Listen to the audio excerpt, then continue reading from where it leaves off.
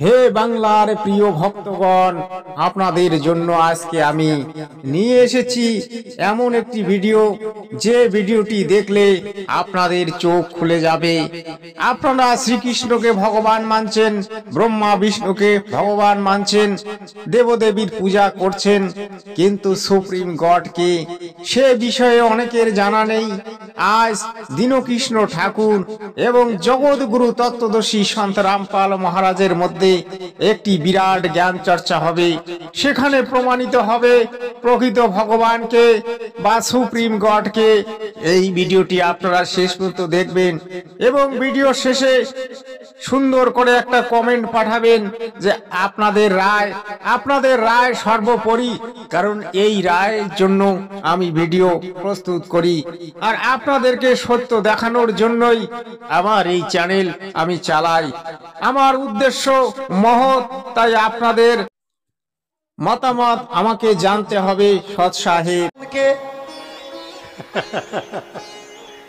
মায়েরা, কটা ভগবান? ভগবানের নাম বলুন তো।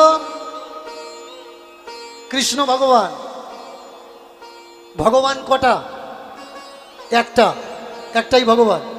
কিন্তু ভাগবতে লেখা আছে 24টা ভগবান। এটা আমার মুখের কথা না, ভাগবতের কথা। মানব শরীর প্রাপ্ত করেও আমরা যদি মোক্ষ লাভ বা মুক্তি প্রাপ্তি না করি তো বড় ভুল হয়ে যায় জীবাত্মার। এর সর্বদা ভয় একটি লেগেই রয়েছে যে যদি সবাই ওই স্থানটির সন্ধান পেয়ে যায় তাহলে এখানে তো আর কেউ থাকে না।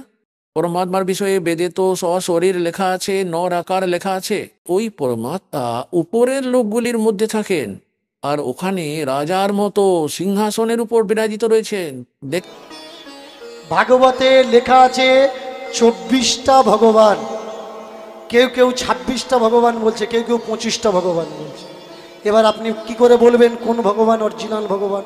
বারোমুখী ওই বল্লভাচার্যজিকে বলছেন, আপনি বললেন ভগবানকে দান করুন, ঠিক আছে আমি ভগবানকে দান করব, আপনি আগে ডিসাইড করুন অরিজিনাল ভগবানকে।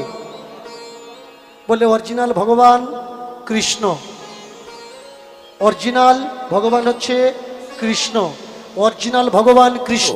সুন্দর শরীর আছে নর আকারের, তাহলে এই দাস রামপাল দাস বিশের মধ্যে আজকের দিন ওই পরমাত্মার কমপ্লিট আধ্যাত্মিক জ্ঞান নিয়ে এসেছে ওই কবির পরমাত্মারই দেওয়া।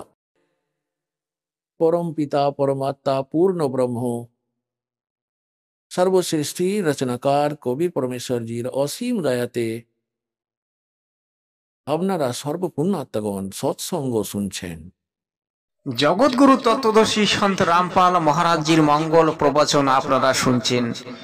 তিনি তার ভক্তদেরকে পুণ্যাত্মা বলেন, কারণ যারা পুণ্যাত্মা ব্যক্তি তারাই পরমাত্মার ভজন সাধন করেন।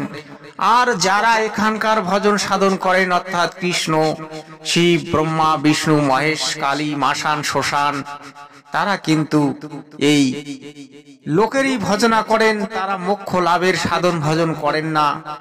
এটা আপনাদেরকে বুঝে নিতে হবে। আপনি যদি প্রকৃতপক্ষে সুপ্রিম গডের সাধন ভজন করতে চান তাহলে জগৎগুরুর শরণ নিন। সৎ সাহেব সৎসঙ্গ ওই পুণ্য আত্মারই প্রাপ্ত হয় যার উপর পরমেশ্বরের অসীম করুণা বর্ষিত হয়। পরমেশ্বরের অসীম করুণা কোন পুণ্য আত্মাদের উপর বর্ষিত হয়? যারা পূর্ব জন্মের ভক্তি যুক্ত থাকে।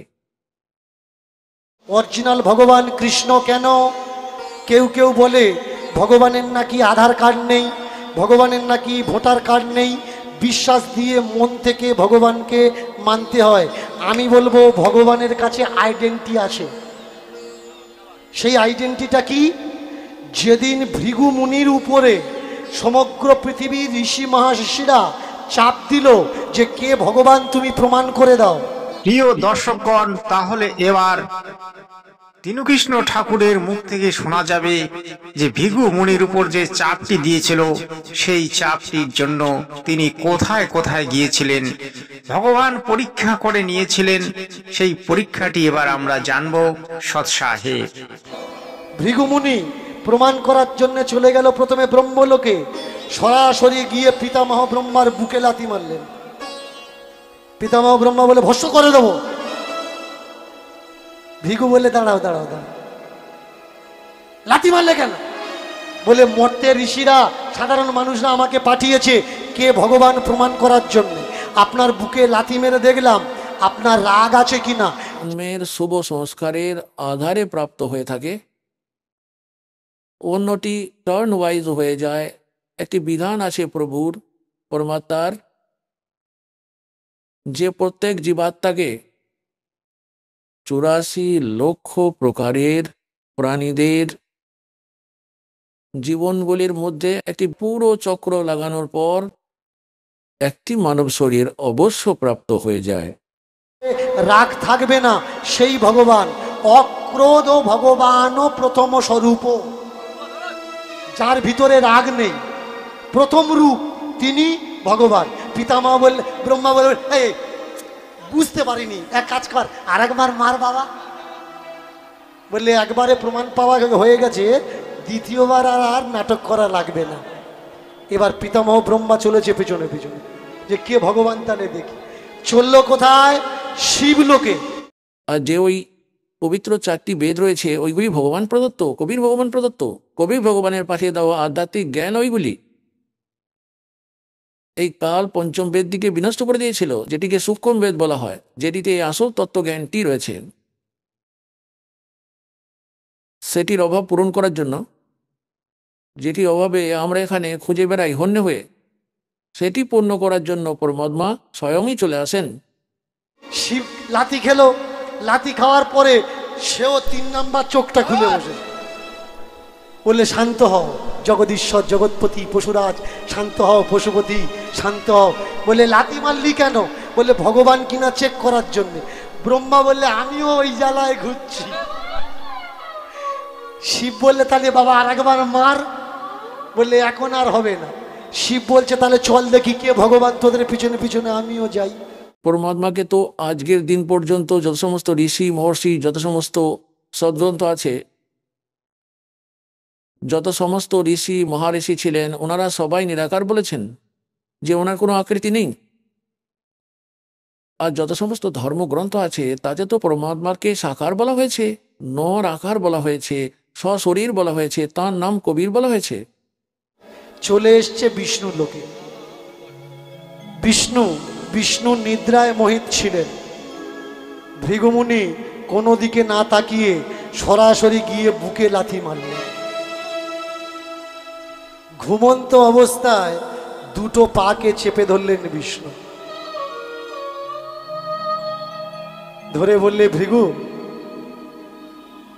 দেবর্ষি।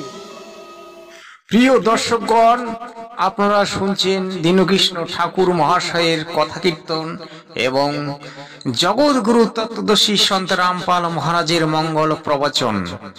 জগৎগুরু রামপাল মহারাজজি তিনি প্রমাণ করে দিয়েছেন কবির দেব পূর্ণ ব্রহ্ম, কবির দেব পরমাত্মা, তিনি হচ্ছেন সুপ্রিম গড। আর একদিকে দীনকৃষ্ণ ঠাকুর মহাশয় প্রমাণ করে দেবেন কে ভগবান। এখনই প্রমাণ হবে। আপনারা ভিডিওটি একটু শেষ পর্যন্ত দেখবেন, আর ভিডিওটি পছন্দ হলে চ্যানেলটিকে অবশ্যই সাবস্ক্রাইব করে নেবেন, লাইক করবেন, শেয়ার করবেন। আপনাকে ধন্যবাদ। তোমরা খালি পায়ে চলাচল করো, কত নরম কত কোমল তোমাদের পা। আমার ভক্তরা আমায় বলে আমার হৃদয় নাকি পাষাণ, কঠিন, শক্ত, পাথর। তা আমার পাষাণ হৃদয়ে তুমি লাথি মেরেছ, তোমার পায়ে লাগেনি তো? এই ভগবান নিতাই গৌর হরি বল। দীনকৃষ্ণ ঠাকুর মহাশয় প্রমাণ করে দিলেন বিষ্ণুই শ্রেষ্ঠ ভগবান। কিন্তু কেন? এই বিষ্ণু হচ্ছে এই যে 33 কোটি দেবতার মধ্যে শ্রেষ্ঠ, তার উপরে আছেন মাতা দুর্গা এবং তার উপরে আছেন ব্রহ্ম, যার নাম হচ্ছে জ্যোতি নিরঞ্জন। তিনি হচ্ছেন এই 21 ব্রহ্মাণ্ডের সুপ্রিম পাওয়ার, তিনি এখানকার প্রধানমন্ত্রী। আর এই যে ব্রহ্মা বিষ্ণু মহেশ্বর এগুলি মুখ্যমন্ত্রী, আর এই যে বাকি দেব দেবী এগুলি তো কর্মচারী। তাই আপনারা ভালো করে বুঝে নেবেন যে আসল ভগবানের পূজা করলে আর অন্য কোনো ৩৩ কোটি দেবতার ভজন সাধন করার প্রয়োজন হয় না। সেটা জগৎগুরু তত্ত্বদর্শী সন্ত রামপাল মহারাজজি আপনাদেরকে ইঙ্গিতের মাধ্যমে বলেছেন, সেটা আমি পরিষ্কার করে বলে দিলাম। কারণ পরমাত্মা হচ্ছেন সকলের উপরে, পরমাত্মা হচ্ছেন এই ব্রহ্মা বিষ্ণু মহেশ্বর তথা ৩৩ কোটি দেবতার পিতা, আমাদের পিতা, আপনার পিতা, সকল জীব জন্তুর পিতা। তিনি হচ্ছেন আদি পিতা, আদি সৃষ্টিকর্তা। তিনি সুপ্রিম গড সৎসাহেব। এই ভগবান পা জড়িয়ে ধরেছে, আমি পেয়েছি, আমি পেয়েছি, আমি চিনেছি তুমি আমার ভগবান, তুমি আমার ভগবান, তুমি আমার ভগবান। বুঝলাম না ব্যাপারটা। পৃথিবী লোক থেকে সাধু সন্ত মহাত্মারা আমাকে পাঠিয়েছিল। দর্শকগণ, আপনারা জানলেন দীনকৃষ্ণ ঠাকুর মহাশয় বললেন বিষ্ণু ভগবান। এই বিষ্ণু ভগবান এবং ব্রহ্মা শিব তিন লোকের স্বামী, স্বর্গমত্ত পাতাল। এই পাতালের এরা মুখ্যমন্ত্রী, তাই এখানকার ভগবান। যেমন ধরুন আমাদের পশ্চিমবঙ্গের মুখ্যমন্ত্রী আছে এবং দিল্লিতে আছে প্রধানমন্ত্রী, তার উপরে আছে রাষ্ট্রপতি, সেই রকম ভগবানেরও স্তর আছে এবং দেবদেবীদেরও স্তর আছে। তারা এক একটা কর্ম বিভাগের মালিক এবং সেই কর্মটিকে তারা সম্পাদন করেন। তাই আপনারা যদি সত্য ভক্তি এবং সুপ্রিম গডের সাধনা করতে চান, তাহলে আপনাদেরকে সেই জগৎগুরু তত্ত্বদর্শী সন্ত রামপাল মহারাজের স্মরণ নিয়ে করতে হবে। যেটা আমি করি, আমি সৎ সাহেব বলি, কারণ আমি তার ভক্ত, তাই আমার সৎ সাহেব বলতে হয় সৎ সাহেব। ভগবান চেক করার জন্য কে ভগবান?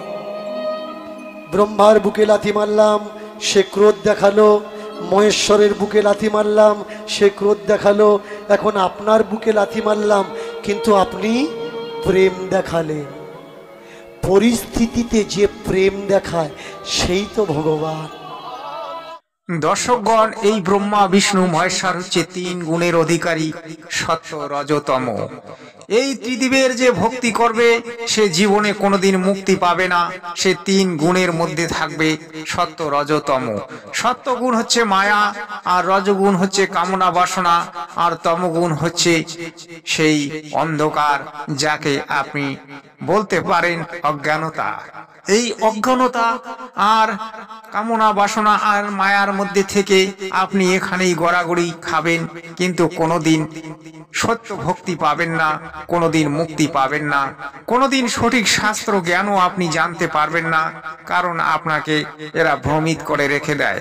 তাই আমাদের বেদ শাস্ত্র বলছে যে আপনারা এই ত্রিদেবের ৩৩ কোটি দেবতার ভজনা নয়, তারা হচ্ছে সাধনার যোগ্য, তারা পূজার যোগ্য নয়, তারা হচ্ছে সাধনার যোগ্য। কিন্তু আপনারা কেন করছেন? কারণ আপনাদেরকে উল্টা পাঠ পড়াচ্ছে এই ভণ্ড গুরুরা, এই ভণ্ড কীর্তনীয়রা। তাদের থেকে দূরে সরবেন। আজ দীনকৃষ্ণ ঠাকুর মহাশয় কিছু কিছু তত্ত্ব তুলে ধরেন, কিন্তু তিনিও কিছু গোপন রাখেন, যেটা আমি তার কাছ থেকে জানতে পেরেছি। এবং তিনি অনেক সময় সেই তত্ত্বগুলি বলতে চান না, তিনি পরমাত্মার কথা বলতে চান না, কারণ তার ব্যবসাটি বন্ধ হয়ে যাবে। তাই আপামর জনতার কাছে অনুরোধ যে আপনারা সত্য ভক্তি করুন, সত্য ভক্তি জানুন। শান্তিবার্তা চ্যানেলটিকে সর্বদা ফলো করুন, সত্য আপনারা জানতে পারবেন। সৎ সাহেব।